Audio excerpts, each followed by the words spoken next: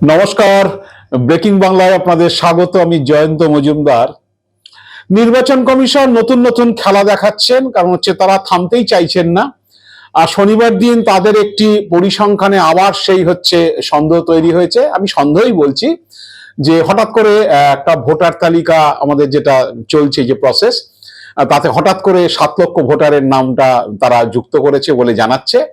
তো এই নিয়েই সন্দেহ যে কেন এটা হলো বা কি বৃত্তান্ত, তার কোনো খোলসা করে কিছু বলা নেই। তো আমি আজকের এপিসোডে সেটা নিয়ে আপনাদের সঙ্গে আলোচনা করব। তো তার আগে আপনাদের কাছে বলি যে আপনারা যারা আমার চ্যানেলটিকে এখনো সাবস্ক্রাইব করেননি, তাদের কাছে চ্যানেলটিকে সাবস্ক্রাইব করার জন্য অনুরোধ রইল এবং সাবস্ক্রাইব করুন। আপনারা বেল আইকনটি প্রেস করুন, অল অপশন বাটনটি চাপুন, যাতে আমার ভিডিও আপনারা সময় মতো পেয়ে যেতে পারেন। এবং হচ্ছে ভিডিও আপনার ভালো লাগলে বন্ধু বান্ধবদের শেয়ার করুন। আপনারা চ্যানেল সাবস্ক্রাইব করলে আমরা ভিডিও করতে একটু উৎসাহিত বোধ করি। তো আসছি যে হঠাৎ করে কেন এই আলোচনাটা, কারণ শনিবার দিন নির্বাচন কমিশন জানিয়েছে যে 7 লক্ষ আবার ভোটার, নতুন ভোটার হচ্ছে ইনক্লুড হয়েছে। তার মধ্যে নাকি ফর্ম 6 দিয়ে নতুন ভোটার ইনক্লুড হয়েছে প্রায় 5 লাখ, 5.5 লাখের মতো। আর ওই খসড়া তালিকায় বা যে ফাইনাল লিস্টে যারা নাম কেটে গিয়েছিল, তারা যে আবেদন করেছিল তার ভিত্তিতে মিলিয়ে টোটাল 7 লাখের মতো। তো হঠাৎ করে এই নতুন ভোটার ফর্ম 6 এর এই ইনক্লুশন নিয়েই নানান মহলে প্রশ্ন উঠেছে রাজনৈতিক দলগুলোর মধ্যে, বিশেষ করে যে হঠাৎ করে কমিশন এটা করলো কেন। কমিশন যুক্তি দিয়েছে যে প্রথম দফার যে নমিনেশন ফাইলিং এর যে লাস্ট ডেট এবং দ্বিতীয় দফার নমিনেশন ফাইলিং এর যে লাস্ট ডেট, সেই লাস্ট ডেট পর্যন্ত যে ভোটারটা ইনক্লুশন হয়েছে সেটা হচ্ছে 7 লাখ। এবং এর মধ্যে ফর্ম 6 দিয়ে নতুন ভোটার এবং তার সঙ্গে যাদের নাম খসড়া তালিকা থেকে বাদ পড়েছিল বা ফাইনাল চূড়ান্ত তালিকা থেকে বাদ পড়েছিল, বাদ পড়ার পর যারা আবেদন করেছে তাদের নাম এর মধ্যে মিশে রয়েছে, মানে 5.5 লাখ, 1.5 লাখের মতো। তো প্রশ্নটা এইখানেই যে এই যে ফর্ম 6 এর নতুন ভোটার হঠাৎ করে 5.5 লাখ উঠলো, তো সেটা নিয়ে প্রশ্নটা বেশি জেগেছে। যাদের খসড়া তালিকায় বা চূড়ান্ত তালিকায় নাম বাদ পড়েছে, জেনুইন ভোটার ছিল, তারা অ্যাপিল করেছে, তাদের নাম উঠেছে, অসুবিধার কিছু নেই।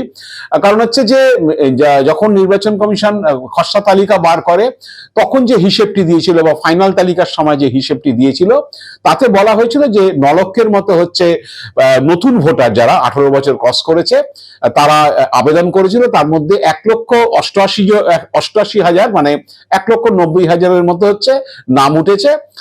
এটা তারা পরিসংখ্যানে দিয়েছিল। তো যারা 18 বছর প্লাস, তাদের 1,88,000 নাম উঠেছিল 9 লক্ষ আবেদনকারীর মধ্যে। তারা কমিশন বলেনি যে তারা যারা বাতিল হয়েছিল তাদের মধ্যে থেকে আবার নতুন করে এই 5.5 লাখের নাম উঠেছে, সেটা পরিষ্কার করেনি। কত পুরুষ ভোটার, কত মহিলা ভোটার, সেটাও হচ্ছে ক্লিয়ার করেনি। এখানেই সন্দেহগুলো তৈরি হয়। কারণ তারা যদি বলতেন যে প্রথমে যখন এসআইআর ফর্ম দেওয়া হচ্ছে, তখন যে কি বলে, যখন ফার্স্ট দফা, দ্বিতীয় দফা, মানে খসড়া তালিকা বেরোনো পর্যন্ত, চূড়ান্ত তালিকা বেরোনো পর্যন্ত যে প্রসেসটা চলেছে, তার মধ্যে ফর্ম 6 দিয়ে যারা নতুন ভোটার 18 বছর বয়স হয়েছে অ্যাপ্লাই করেছিল, তাদের মধ্যে যারা বাদ পড়েছেন তাদেরকেই আবার তুলে দেওয়া হয়েছে, সেরকম করে কিছু বলা হয়নি। তো এখানেই সন্দেহটা তৈরি হয়। তাহলে প্রথম দফায় যে 9 লক্ষ আবেদন করেছিল, 1,80,000 নাম উঠেছিল, আপনারাই জানিয়েছিলেন। তারপরে ভর্তিকালে ফাইনাল লিস্ট বেরোনোর পর তো ভোটার তালিকা ফ্রিজ হয়ে যাওয়ার কথা, সেই তাতে নাম আসার কথা নয়। এবং হচ্ছে আপনাদের ভাষাতে তারপরে অ্যাডজুডিকেশন থেকে যেমন নাম এসছে তেমন ভাবে 32 লক্ষ, 33 লক্ষ নাম আবার ইনক্লুড হয়েছে। এটাই হয়েছে। এবং হচ্ছে খসড়া তালিকা থেকে চূড়ান্ত তালিকা আরো 5 লাখ বাদ গেছে। আপনারা জানেন যে 58 প্লাস 63 লাখ আগেই বাদ গিয়েছিল। তো এই বাদটার যাওয়া টাওয়া সবটা হয়ে গেল। তো হঠাৎ এই নমিনেশন ফাইলিং এর লাস্ট ডেট পর্যন্ত ফর্ম 6 এর হচ্ছে যে নতুন ভোটারদের প্রায় 5.5 লক্ষ নাম উঠে গেল, যেটা আগে উঠলো না। হঠাৎ করে এটা কেন? কারণ সন্দেহটা এইখানে যে ওই গোছা গোছা এসআইআর ফর্ম জমা পড়েছিল, ফর্ম 6 জমা পড়েছিল সিইও অফিসে, অনেক জায়গাতে বিজেপি কর্মীরা নিয়ে গিয়ে অফিসে জমা করেছিলেন, এবং হচ্ছে অনলাইনে অনেক ফর্ম জমা হয়েছিল। এই নিয়ে সন্দেহের বাতাবরণ যে 5.5 লাখ ভোট। এবং মূলত এই ভোটগুলো হচ্ছে বেশিরভাগ যেটা দেখা যাচ্ছে যে উত্তর 24 পরগনা, হাওড়া, হুগলি, কলকাতা এবং পূর্ব মেদিনীপুরে। উত্তর 24 পরগনা প্রায় 71,000 নতুন নাম উঠে গেছে, শনিবারের ধামাকাতে, এবং কলকাতাতেও প্রায় 44,000 নাম উঠে গেল। তো সন্দেহ জাগবেই যে এই নতুন ভোটার ফর্ম 6 এর হঠাৎ এরা 5.5 লাখ কোথা থেকে এলো। তো যাই হোক, কমিশন এগুলো খোলসা করে বলতো যে হ্যাঁ, এরা প্রথমেই একদম এসআইআর এর শুরুতেই এরা অ্যাপিল করেছিল, বাদ গেছিল, আমরা তাদেরটাই আবার তুলেছি, সেসব কিছু বলছে না। ফর্ম 6 এর নতুন ভোটার উঠে গেছে 5.5 লাখ, আর যারা নাম কাটা গিয়েছিল খসড়া তালিকা, চূড়ান্ত তালিকা, তাদের আরো 1.5 লাখ উঠেছে। তখন সন্দেহগুলো নিজেরাই তৈরি করেছে, এখন কিছু করার নেই, এদেরকে বিশ্বাস নেই।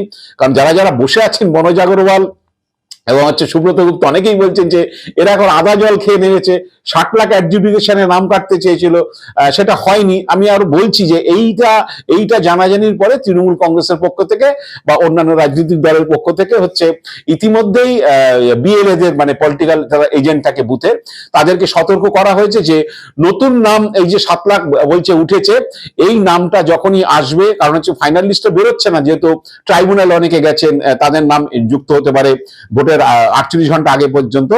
তো এদের নাম যতক্ষণ যেই মোমেন্টে জানাবে যে তোমার পার্টে ভাই 56 জন নতুন ভোটার উঠেছে, এই 7 লাখের মধ্যে আছে, সঙ্গে সঙ্গে হচ্ছে সেটা বাড়িতে গিয়ে ভেরিফাই করা, বিএলও কে দিয়ে ভেরিফাই করা যে এই নামটা হচ্ছে এই যে উঠেছে, এরা সত্যি সত্যি 18 বছর হয়েছে বলে নতুন ভোটার হিসাবে অ্যাপ্লাই করেছিল এবং তাদের নাম উঠেছে, তারা জেনুইন হয়, সেটাকে ভেরিফাই করার জন্য ইতিমধ্যে তৃণমূল কংগ্রেস থেকে হচ্ছে নির্দেশিকা দিয়েছে, অন্য রাজনৈতিক দলও শুনলাম নির্দেশিকা দিয়েছে। তো এইরকম, কারণ বিজেপি বিরোধী দলগুলো অভিযোগ করছে যে মহারাষ্ট্রে এরকম হয়েছিল, হঠাৎ করে বেড়ে গেল, বিহারও হয়েছিল, হঠাৎ করে 5 লাখের নাম বেড়ে গেল, তারপরে হলো 5 লাখ হচ্ছে উত্তরপ্রদেশে ভোটারের নাম উঠে গেছে। তো এসব জালিয়াতি তো কমিশনের চলছেই, নিজেরাই করছে, তা এই জন্যই সন্দেহগুলো দেখা দিচ্ছে যে আবার এক নতুন জালিয়াতি। অ্যাডজুডিকেশনে 60 লাখ কাটতে পারলাম না, 33 লাখ ঢুকে গেছে, এখন 27 লাখ বাদ পড়েছে, তারা আবার ট্রাইব্যুনালে গেছে, এখান থেকে কিছু নাম উঠবে। নাম কাটার যত রকম তালিকা, সব রকম চেষ্টা চালিয়ে যাচ্ছে, কারণ তারা থামবেন না। তারা ঠিক করে নিয়েছে না তো যে যেন তেন প্রকারণ পুরো ব্যবস্থার দিকে একেবারে নাস্তানাবুদ করে ছাড়বো।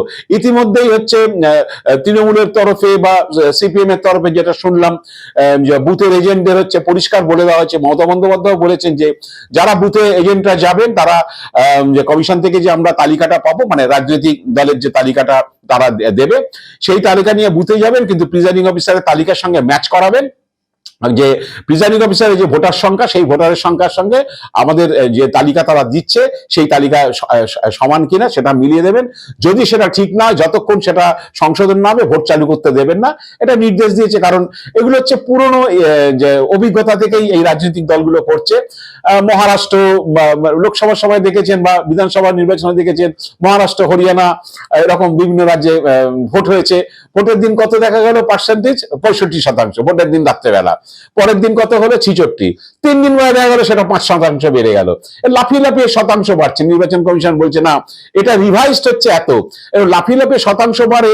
তো ওই জন্যই সন্দেহ জাগে যে তালিকা দিয়ে ভোট হলো আদৌ হচ্ছে সেই তালিকা নিয়ে হয়েছে কিনা। এই জন্য প্রিজাইডিং অফিসারের সঙ্গে তালিকা মেলাতে বলছেন এজেন্টদের, যে প্রিজাইডিং অফিসারের তালিকা আমার তালিকা, তোমারও 936, আমারও 936 ভোটার, এটার উপরে ভোট হবে, এটার উপরে ভোট শেষের পর এই ফর্মে এই সংখ্যায় লেখা হবে, পোল ভোটের সংখ্যা লেখা হবে, সেটাই কাউন্টিং এ যাবে।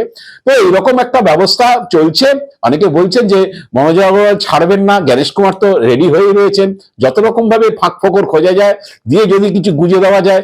মনোজ আগরওয়াল স্বীকার করেছিলেন যে তার অফিসে এসে 30,000 ফর্ম জমা পড়ে গেছে, ফর্ম 6 এর, এবং তিনি বলেছেন যে এই অফিস থেকে এটা হয় না, এগুলোকে ডিও অফিসে পাঠাতে হবে। কোথাকার ফর্ম কোথায় যাচ্ছে কেউ জানে না। ইতিমধ্যে শোনা যাচ্ছে আবার বিজেপির তরফে নাকি সব সার্কুলার দেওয়া হচ্ছে, ভিন রাজ্য থেকে যারা আসবে তাদেরকে সব খাওয়া দাওয়ার ব্যবস্থা করতে হবে। আমি জানি না ভিন রাজ্য থেকে নেতারা আসবেন না, ভোট দেওয়ার জন্য বাহিনী পাঠানো হবে, তাদেরকে আবার বন্দোবস্ত, খাওয়া দাওয়া থাকার বন্দোবস্ত করার কথা বলা হচ্ছে কিনা। এইসব সব চিঠিফিটি ছড়িয়ে পড়েছে।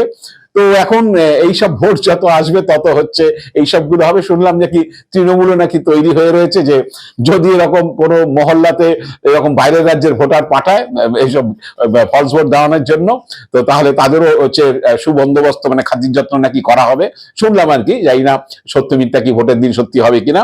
তো এখন এইসব হচ্ছে নির্বাচন কমিশনের নতুন খেলা। এখন ভোটের দিন পর্যন্ত, ভোট গণনা পর্যন্ত নানান খেলা আরো দেখতে পাবো, বা আমরা হয়তো আশা করে আছি। কারণ এই এবার ভোট নিয়ে যেভাবে তারা কাজকর্ম করলেন, মনোজ আগরওয়াল, জ্ঞানেশ কুমার রাও, আরে মানে সাংঘাতিক একটা যুদ্ধ ফুদ্ধ শুরু হয়ে গেছে। শর্ট ডেকে যতগুলো কেন্দ্রীয় বাহিনী আছে, মানে বিএসএফ, সিআরপিএফ, ওদের যে সিআইএসএফ, সবার ডিজিদের মানে ডিরেক্টর জেনারেলদের নিয়ে এসে মিটিং হলো, বিশাল করে হচ্ছে তার সমাবেশ। কি মানে যুদ্ধ ফুদ্ধ হবে বাংলা থেকে।